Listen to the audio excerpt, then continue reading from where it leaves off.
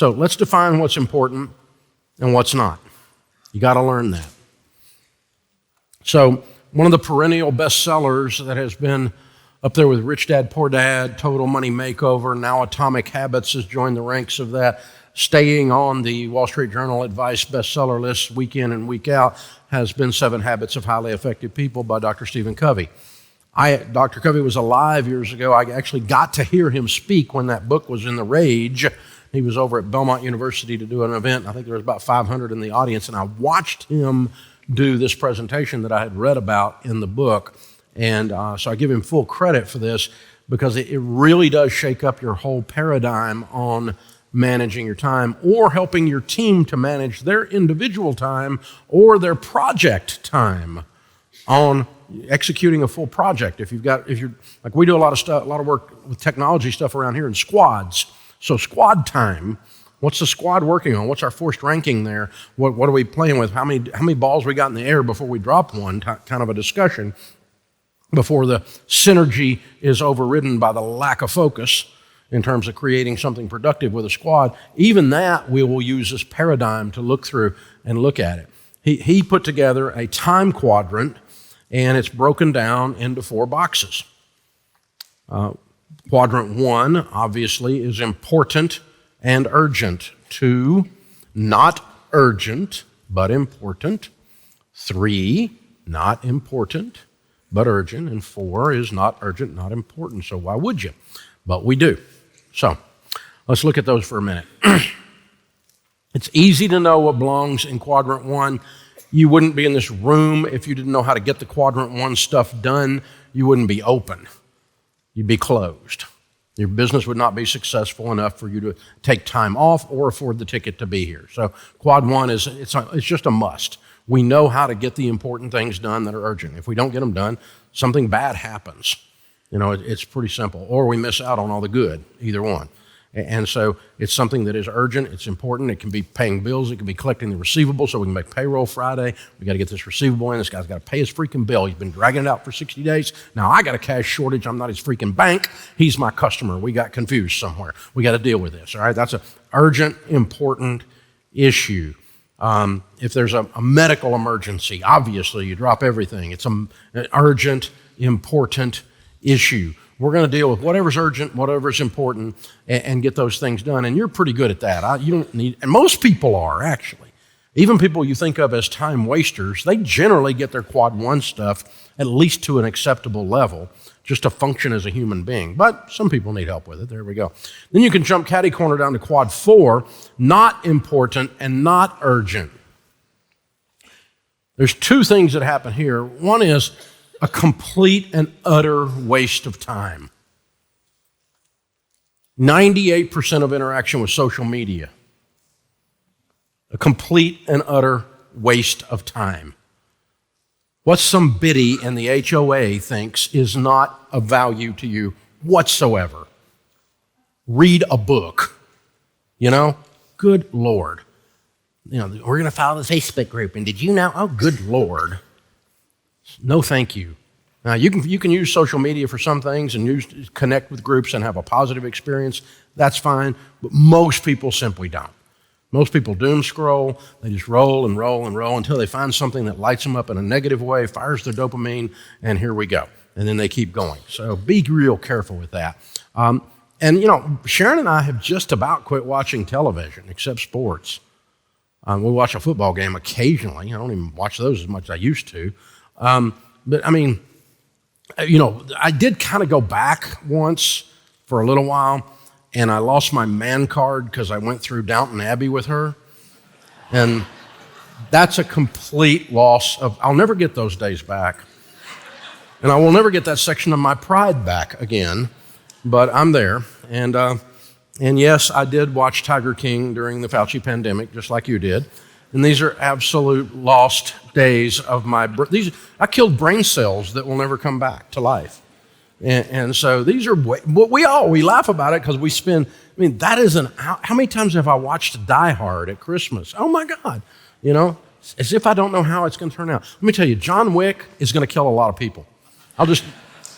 Spoiler alert, He can kill more people in 15 minutes than all have died in Vietnam. I mean, it's never saw anything like it. And so, yeah, spoiler alert, if you're, it's wonderful gun action, but oh my gosh. And so all that stuff's fun, it's entertainment, but if you live too much in there, pretty much you start to understand that for a lot of people, it's an escape mechanism and they're not dealing with life. And so it is truly a time waster. The other thing I had to discover about this quadrant is the quadrant says, not urgent, not important. I had to discover that it might be important, but not important that I do it. That was a big breakthrough for me because I kept seeing things in there like, we need copier paper. That's important. You can't make a copy. But it's not important that I order the copier paper. The grass needs to be cut at my house, but I cut enough grass. Man, I had a yard cutting business up into college. I cut enough grass by the time I was 18 years old. God said, you never have to do it again. And I haven't. So somebody else cuts my grass. It's important because it get up this high, and neighbors I'll be in the HOA biddy thing, right? And so, but it's got to get cut, but I don't have to cut it, right? So so what that means is I'm delegating some tasks that do matter, but by definition, they're not important that I do them. So they're not in my time quadrant at all, but they would have landed in 4 were they to land somewhere. 2 and 3 are where you can get your gains, because most people don't just waste inordinate amounts of time if you're successful. You don't have a bunch of quadrant 4 stuff. You don't know everything about every sporting team and watch every 18-year-old play football that's ever played. You don't have all that sucking up all of your time. You're not spending 82 hours a week on your fantasy football team. You may play it, but you're not spending 82 hours a week on it. You're not at that level, right? And so it's a little thing for entertainment, but we're not wasting inordinate amounts of time. We wouldn't be in here. So 4 is pretty easy. 1's pretty easy. We got to get that stuff done or you wouldn't be in here. Those are pretty obvious things.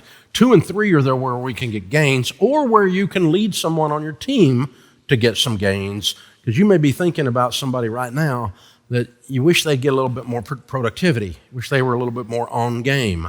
And so this is where we pick it up. So 3 is urgent, but not important. And this is the tyranny of the urgent. The thing that's whoop, whoop, whoop, whoop, whoop, whoop, whoop, whoop. It's a smoke alarm with the battery out, right? It's driving you crazy, but it's really not important. The house is not burning, but the beeping's driving me nuts. It's the tyranny of the urgent. So if it's a task or a thing that's coming at you with that, again, we've got to delegate that, or we've got to change our systems where it's not even coming across my dashboard. I'm not even seeing it. Where then it's not urgent because I don't even know it's there. I quit doing it. So I had a guy years and years ago, he was way ahead of his time on email and on ordering things online, before anybody ordered anything online. I'd never heard of anybody buying anything online, much less ordering something online. And he had tires for his car delivered to the office. And I'm like, where'd those come from? He goes, I ordered them off the internet. I'm like, the internet? Well, how do y'all? And this same guy, 3 days later, I sit 40 feet from him, sent me an email. And I'm like, hey, I'm right here. You could have, just stick your head out the door and say, hey, But he was the first time anybody ever sent me an email down the hall. And now I send like 4,000 a day down the hall, right? But because it's communication. But in those days, it was so foreign. It was like, it's like calling somebody that's 40 feet away. To me, it was like, why would you do that? Just say, hey, But he wanted the stream of contact and me to be able to respond when I wanted to, and he, But so that's a good thing. But this same Duber, 5 years later, I was in his office and he had set up his inbox where when an email came in, it made like a NASCAR sound, like wah, coming into the pits, right? And he got like 5 emails, so we had like 5 pit stops while I was trying to talk to him about something. And I'm like, dude, that's the tyranny of the urgency. You got to cut that thing off. It's like ding, ding, turn the dadgum audio off on this thing, because when it happens, your brain, even if you don't physically turn because you have discipline, your brain turns and goes over there and wonders what it is. When it buzzes in your pocket, you wonder who's texting you, and it's actually somebody about your car warranty. And it's right.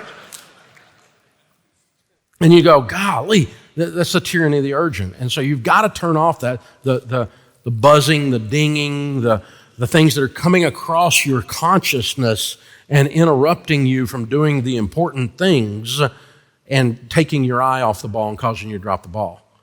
Don't do that. You've got to be real careful with your systems and processes to do that. And so, we're in a meeting, 6 of us working on a project. Door to my office is closed. My assistant next to me and her door to her office is closed, and nobody comes in there because we're working, and all the phones are face down. We're working on that. If there's an emergency, she'll come tell us. If something's up, she'll come tell us. But we need full focus.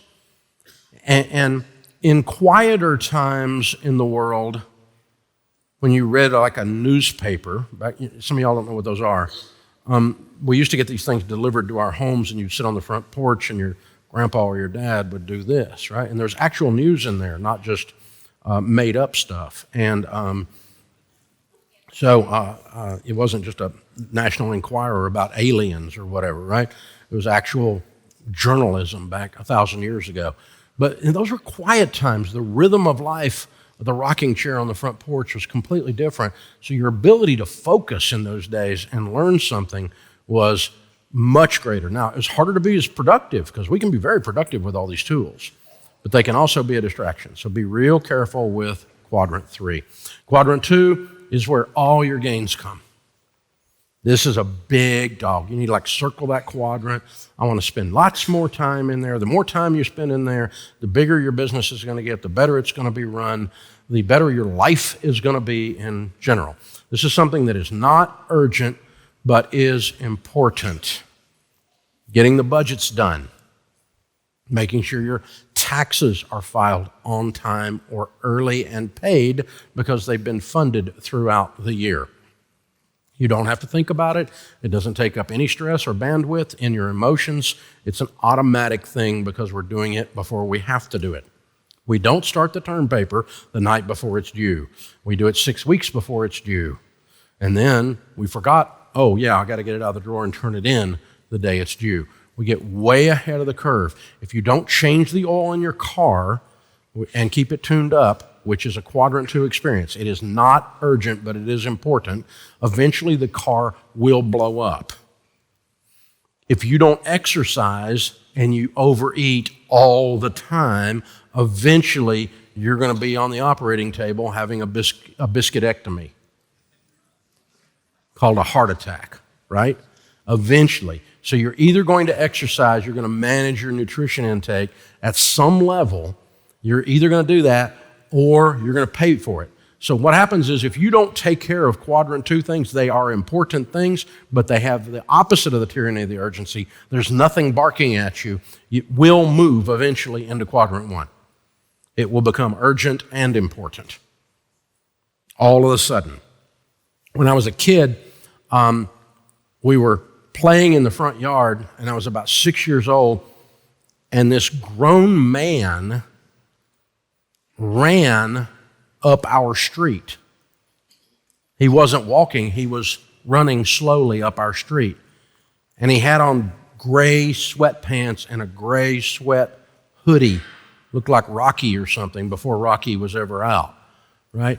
And I went inside, I told my dad, I said, Dad, a grown man just ran up the street. I've never seen that before. Because the only people that ran were kids. Grown people didn't run.